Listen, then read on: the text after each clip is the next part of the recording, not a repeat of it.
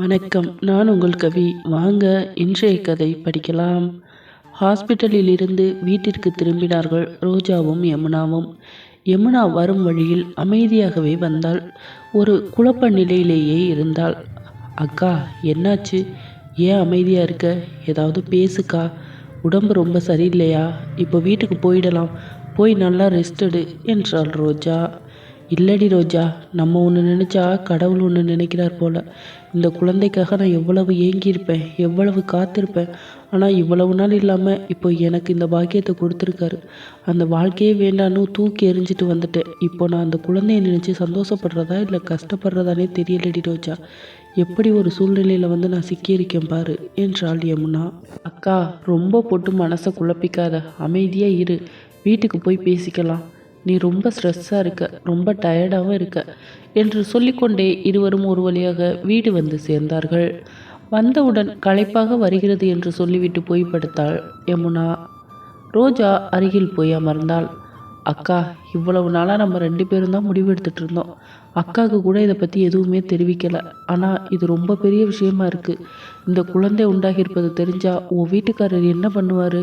உன்னை கூட்டிகிட்டு போயிடுவாரா என்றாள் ரோஜா. என்னடி நீ ஒரு குண்டை தூக்கி போடுற? எனக்கு பயமாக இருக்குடி ரோஜா என்றாள் யமுனா. பயப்படாதக்கா, நம்ம இப்போதாங்க தெளிவாக யோசிக்கணும். அவர் கேரக்டர் சரியில்லை, அவர் வேண்டான்னு சொல்லிட்டு வந்துட்ட. ஆனால் உனக்கு குழந்தை இல்லைன்னு சொல்லி தான் அந்த அம்மா உன்னை கஷ்டப்படுத்தினாங்க. இப்போது அவரோட கருவை உன் வயிற்றுல சுமக்கிற. இப்போது அவன் மனநிலை என்னவா இருக்கும்? சும்மாவே கடைக்கு வராரு, உன்னை வந்து டார்ச்சர் பண்ணுறாருன்னு சொல்கிற. இப்போது கர்ப்பமாக இருப்பது தெரிஞ்சால் அவர் என்ன முடிவெடுப்பாருக்கா? எனக்கு ஒன்றுமே புரியலை. அக்கா, சிறுபிள்ளை விவசாயம் வீடு வந்து சேராதுன்னு அம்மா அடிக்கடி சொல்லுவாங்க. இப்போ அப்படித்தான் இருக்குது நம்ம எடுத்த முடிவு. அந்த ஆளு கேரக்டர் சரியில்லைன்னு சொல்லி உன்னை கூட்டிகிட்டு வந்துட்டேன். இப்போ குழந்தையோட நிற்கிறியே, இந்த குழந்தையோட எதிர்காலம் அப்பா இல்லாமல் தான் வளரணுமா? என்னால் நினச்சி கூட பார்க்க முடியலக்கா. நம்ம வளர்ந்த மாதிரி அந்த குழந்தையும் வளரக்கூடாதுக்கா. இப்போது இதை நம்ம கண்டிப்பாக கங்காக்கா கிட்ட சொல்லி தான் ஆகணும். இப்போதைக்கு நம்ம குடும்பத்தில் பெரியவங்க அவங்க தான். மாமாவும் நல்லவர் தான், கூட இருக்காரு. ஏதாவது ஒரு முடிவெடுப்பாங்க. நம்ம இதை அவங்களுக்கு தெரியப்படுத்தியே ஆகணும் என்றாள் ரோஜா. என்னடி ரோஜா, ஏதேதோ சொல்கிற? நானே இப்போ தான் வேலைக்கே போயிருக்கேன். போய் 2 நாளில் ரெஸ்ட் எடுக்கணும்னு சொல்லி லீவ் போட்டேன்னா அந்த வேலை என்ன ஆகும்னு நினச்சி தான் எனக்கு ரொம்ப கவலையாக இருக்குது. சரி, எதுவாக இருந்தாலும் பார்த்துக்கலாம். நீ அக்கா கிட்ட சொல்லிடு என்றாள் யமுனா. சரிக்கா, அக்காவுக்கு ஃபோன் பண்ணிட்டு வரேன் என்று ரோஜா கங்காவுக்கு ஃபோன் பண்ண சென்றாள். கங்கா வீட்டில் தொலைபேசி ஒலித்தது. கங்காவின் மாமியார் தான் ஃபோனை எடுத்தது. ஹலோ, யார் பேசுறது என்றார் அவர். அத்தை, நான் ரோஜா பேசுகிறேன். எப்படி இருக்கீங்க? நல்லா இருக்கீங்களா? அக்கா இல்லையா என்றாள். யார் பேசுறது? புரியலையே என்றாள் கங்காவின் மாமியார். அத்தை, கங்காவோட தங்கச்சி ரோசா பேசுகிறேன். அக்கா கிட்ட கொஞ்சம் பேசணும் என்றாள். ஓ, இங்கே இருக்கா அவ? எல்லாம் வீட்டை விட்டு போய் ரொம்ப நாளாச்சு. ஏன் அவங்க அங்கே வரலையா உன்னை தேடி என்றாள். இது என்னடா புது குழப்பம் என்று தூக்கி வாரி போட்டது ரோஜாவிற்கு. என்னத்தை சொல்றீங்க? நிஜமாவா? என்னாச்சு? எதுவும் பிரச்சனையா? யாருக்கு எதுவும் உடம்பு சரியில்லையா? ஏதாவது சொல்லுங்கத்த. என்கிட்ட எதுவும் சொல்லலையே, என்னாச்சுத்த என்றாள் ரோஜா. அவள் போயிட்டான்னு மட்டும்தான் என்னால் சொல்ல முடியும். என்ன ஆச்சுன்னு நீ உன் அக்காவையே தேடி கண்டுபிடிச்சு கேட்டு தெரிஞ்சுக்க. இப்போ ஃபோனை வையி என்று சொல்லிவிட்டு தொலைபேசியின் தொடர்பை துண்டித்தாள். ரோஜாவிற்கு ஒரே யோசனையாக போய்விட்டது. இப்போ என்ன செய்வது? அக்கா வீட்டில் இல்லையா? என்ன பிரச்சனைன்னு தெரியலையே. ஐயோ கடவுளே, எங்களுக்கு ஏன் இவ்வளவு பிரச்சனை என்று புலம்பிக் கொண்டே வந்து கொண்டிருந்தாள். வீரா எதிரில் வந்தான். என்ன ரோஜா கண்ணு, ஒரே குழப்பமா போறீங்க, என்ன விஷயம் என்றான். வீரா, எங்கள் அக்கா கங்கா இல்லை, அவங்களும் வீட்டை விட்டு கிளம்பிட்டாங்களாம். ஆனால் எங்கே போயிட்டாங்கன்னு தான் தெரியல. எங்களுக்கும் தகவல் சொல்லலை, இங்கே வரவும் இல்லை. எப்படியாவது அவங்கள கண்டுபிடிக்கணும் என்றாள் அவள்.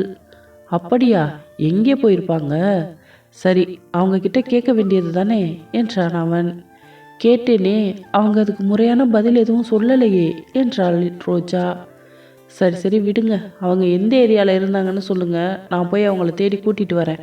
ஃபோட்டோ இருக்கா என்றான் வீரா. இருக்கு, தர்றேன் என்று சொல்லிவிட்டு வீட்டிற்குள் வந்தாள். அவசரமாக பீரோவை திறந்து நிறைய ஃபைலை எடுத்து அதற்குள் தேடிக்கொண்டிருந்தாள்.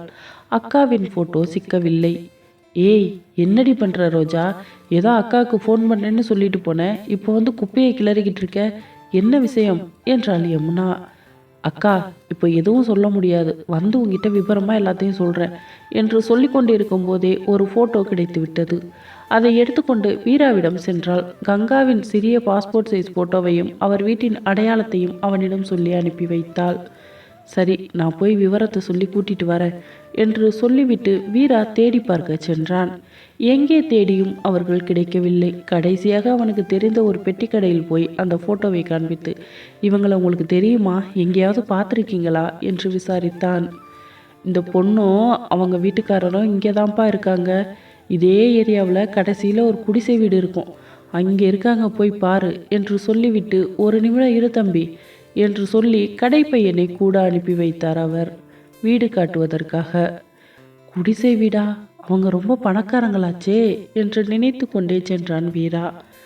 அம்மா, அம்மா என்று அழைத்தான். கங்கா வந்தாள். யார் நீங்க, என்ன வேணும் என்றாள். நான் வீரா, உங்கள் அம்மா குடியிருந்த வீட்டோட ஓனர் நான் தான். இப்போது உங்கள் தங்கச்சி 2 பேரும் அங்கே தான் தங்கியிருக்காங்க. அவங்க குடும்பத்தில் நிறைய பிரச்சனை, உங்ககிட்ட பேசலான்னு நினச்சா நீங்கள் வீட்டில் இல்லைன்னு சொல்லிட்டாங்க போல். என்கிட்ட சொல்லி தேடி பார்க்க சொன்னாங்க. நானும் தெரிஞ்ச இடத்துல எல்லாம் சொல்லி இப்போதான் உங்களை கண்டுபிடிச்சேன். ரோஜா மட்டும் இல்லை, அவங்க அக்காவும் கூட தான் இருக்காங்க. அவங்க குடும்பத்துலேயும் ஏதோ பிரச்சனை போல். உங்ககிட்ட பேசினால் கொஞ்சம் சரியாக இருக்குன்னு சொல்லி உங்களை கூப்பிட்டு வர சொன்னாங்க. அப்படியா? நீங்கள் எப்படி நாங்கள் இருக்கிற இடத்த கண்டுபிடிச்சிங்க என்றாள் கங்கா. இங்கே உள்ள மளிகை கடைக்காரர் எனக்கு தெரிஞ்சவர், அவர்கிட்ட உங்கள் ஃபோட்டோவை காட்டி கேட்டேன், அவர் வீட்டிலேயே கொண்டு வந்து விட்டுட்டார் என்றான் அவன். சரி, நான் வீட்டை விட்டு வந்ததுக்கு காரணம் நிறைய விஷயங்கள் என் வாழ்க்கையில் நடந்து முடிஞ்சிடுச்சு. இப்போ அதை பற்றி பேசுகிற நேரம் இல்லை. என் தங்கச்சி 2 பேரும் பத்திரமா இருக்காங்களா என்றாள் கங்கா. ஆமாம், என் வீட்டில் தான் வச்சுருக்கேன். நான் அவங்களுக்கு பாதுகாப்பாக தான் இருக்கேன், ஒரு பிரச்சனையும் இல்லை. நீங்கள் வந்தீங்கன்னா அவங்களுக்கு கொஞ்சம் உதவியாக இருக்குமா, ரொம்ப கஷ்டப்படுறாங்க 2 பேரும் என்றான் வீரா. கண்டிப்பாக வரேன், ஆனால் இப்போ வர முடியாது, நான் நாளைக்கு வரேன். அவர் வீட்டில் இல்லை, சொல்லிட்டு தான் வரணும். சரிம்மா, சீக்கிரம் வந்து சேருங்க. அதுக்கு முன்னாடி அவங்களுக்கு ஒரு ஃபோன் பண்ணி பேசிடுங்கம்மா, நான் வீட்டுக்கு போய் உங்களுக்கு ஃபோன் பண்ணி தரேன் என்றான் வீரா. ஃபோன் என்கிட்ட இல்லையே என்றாள் கங்கா. நம்ம மளிகை கடைக்காரர்கிட்ட நான் சொல்கிறேம்மா, சொல்லி நான் உங்ககிட்ட பேச சொல்கிறேன் என்றான் வீரா. சரி வீரா, நான் வந்து பேசுகிறேன் என்று சொல்லிவிட்டு வீராவை அனுப்பி வைத்தாள். வீரா சென்ற பின் உறைந்து போய் ஓரிடத்தில் உட்கார்ந்தாள் கங்கா. என்ன பிரச்சனை? தங்கச்சிங்க 2 பேருக்கும் தனியாக இருக்காங்களா? என்ன நடந்திருக்கும்? இவ ஹாஸ்டல் போகிறேன்னு சொல்லிட்டு தானே போனா, இவ எப்படி மறுபடியும் போய் யமுனா கூட இருக்கா? என்னதான் நடக்குது இங்கே? சரி, நாளைக்கு போய் நம்ம அங்கே போய் பார்க்கலாம் என்று நினைத்து கொண்டிருந்தாள். வீரா திரும்பி வந்தான். வந்துட்டீங்களா வீரா? என்னாச்சு? என்ன சொன்னாங்க? பார்த்தீங்களா? பேசுனீங்களா? எங்க அக்கா நல்லா இருக்காங்களா என்றாள் ரோஜா. அதெல்லாம் ஒன்றும் பிரச்சனை இல்லை ரோஜா கண்ணு, எல்லாரும் நல்லா தான் இருக்காங்க, கண்டுபிடிச்சாச்சு. அவங்களே நாளைக்கு வந்து உங்களை பார்க்குறேன்னு சொல்லியிருக்காங்க. இப்போ ஃபோன் பண்ணி தரேன், பேசுங்க என்றான் வீரா. வீரா கடைக்காரருக்கு ஃபோன் பண்ணி கங்காவை அழைத்து வர சொன்னான். அவரும் அதே போல் அழைத்து வந்தார். கங்காவும் ரோஜாவும் பேசிக்கொண்டனர். அக்கா, எப்படி இருக்க? எங்கே இருக்க? என்ன பிரச்சனை உனக்கு? எப்படித்தான் பிரச்சனை வந்துச்சு என்றாள் ரோஜா. அதெல்லாம் பெரிய கதடி ரோஜா, இப்போ ஃபோனில் எதையும் பேச முடியாது. நீங்கள் என்னடி பண்ணுறீங்க? என்னதாண்டி பிரச்சனை அங்கே? ஏண்டி அம்மா வீட்டுக்கு திருப்பி வந்துட்ட? நீ ஹாஸ்டலுக்கு போகிறேன்னு தானே சொன்னேன், நீ எப்படி இங்கே வந்த என்றாள் கங்கா. இதுவும் பெரிய கதை தான்க்கா, ஃபோனில் பேச முடியாது. நீ எப்போக்கா இங்கே வர என்றாள் ரோஜா. நாளைக்கு வரேண்டி ரோஜா என்றாள் கங்கா. சரிக்கா, சீக்கிரம் வந்துரு, எங்களுக்கு யாருமே இல்லை, ரொம்ப முக்கியமான விஷயம் உங்ககிட்ட பேசணும் என்றாள் ரோஜா. சரி சரி, கண்டிப்பாக நாளைக்கு மாமா கிட்ட சொல்லிட்டு காலையிலே வரேன் என்றாள் கங்கா. சரிக்கா, பார்த்து வந்து சேரு என்று சொல்லிவிட்டு அழைப்பை துண்டித்தாள் ரோஜா.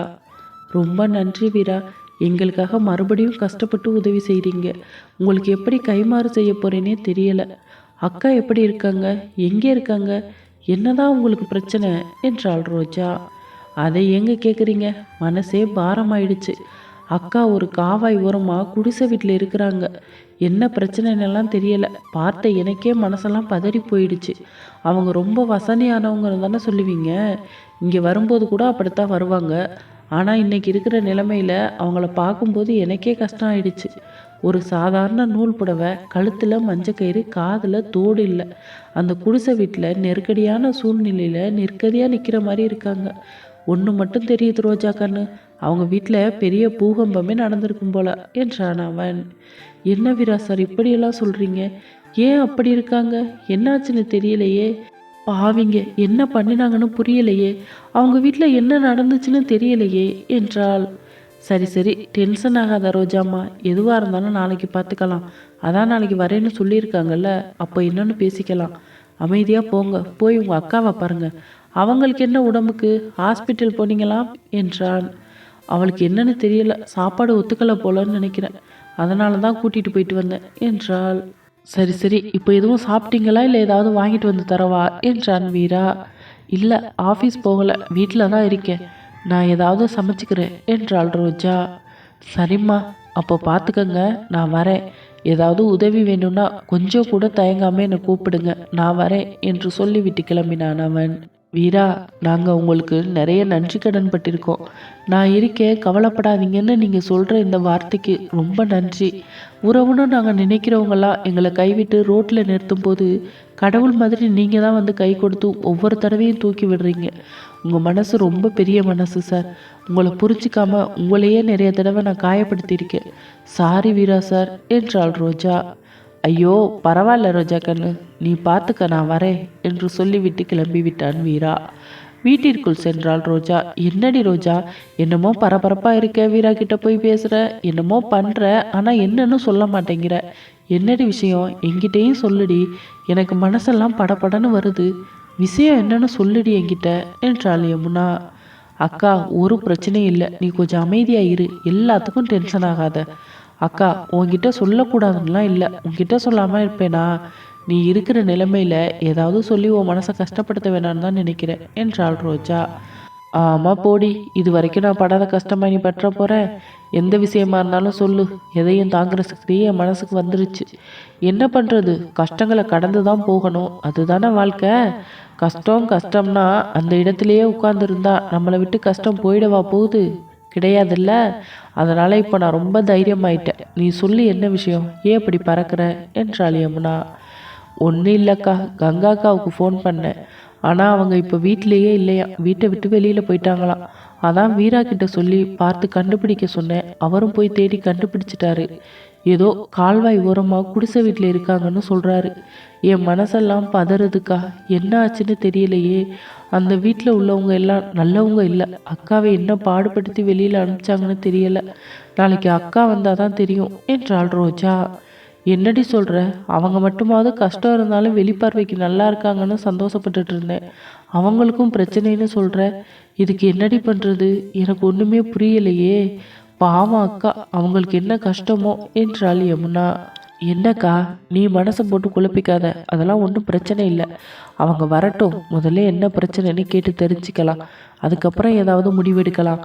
ஆனால் அக்கா, இப்போ நான் ஒரு முடிவு எடுத்துட்டேன் என்றாள் ரோஜா. என்ன முடிவுடி என்றாள் யமுனா. அவங்க ஏன் குடிசை வீட்டில் இருக்கணும்? வீட்டை விட்டு அனுப்பிட்டாங்கன்னு வீடு இல்லாமல் தானே போய் எங்கே இருக்காங்க. பேசாமல் நம்ம ஏன் அக்காவையும் நம்ம கூடவே வச்சுக்க கூடாது என்றாள் ரோஜா. அதுவும் சரிதான் ரோஜா, ஆனால் அக்கா அதுக்கு சம்மதிப்பாங்களா என்றாள் யமுனா. சம்மதிக்காமல் போனால் நம்ம சம்மதிக்க வைக்கணும். நம்ம இருக்கும்போது அவங்க ஏன் அனாதை மாதிரி போய் எங்கேயோ வாடகைக்கு இருக்கணும்? இங்கே வரட்டும், நமக்கும் ஒத்தாசையாக இருக்கும்ல. அம்மா இல்லாத குறைய அக்கா தீர்த்த மாதிரி இருக்கும் என்றாள் அவள். என்னடி சொல்கிற ரோஜா, அக்கா ஏற்கனவே ரொம்ப டென்ஷன் பார்ட்டி. இங்கே வந்து எந்த நேரமும் திட்டிக்கிட்டே இருந்தா சங்கடமாக போயிருண்டி எல்லாருக்கும் என்றாள் யமுனா. அக்கா, இப்படி யோசிக்காத. அக்காவோட சூழ்நிலை அந்த வீட்டில் அப்படி இருந்ததுனால தான் அப்படி நடந்துக்கிட்டாங்க. ஆனால் இனி அப்படி நடந்துக்க மாட்டாங்க. இப்போ அவங்களுக்கு டென்ஷன் கொடுக்குற மாதிரி இந்த வீட்டில் யாரும் இல்லையே. எல்லாரும் முன்னாடி கஷ்டமான தனிப்பட்ட வாழ்க்கையில் இருந்தோம். ஆனால் இப்போது சூழ்நிலை அப்படி இல்லை. எல்லாரும் ஒன்றா தான் இருக்க போகிறோம். அவங்க நல்லா தான் இருப்பாங்க. அவங்க வீட்டுக்கு நான் போயிருந்தப்போ கூட அவங்க ரொம்ப தன்மையாக தான் பேசினாங்க.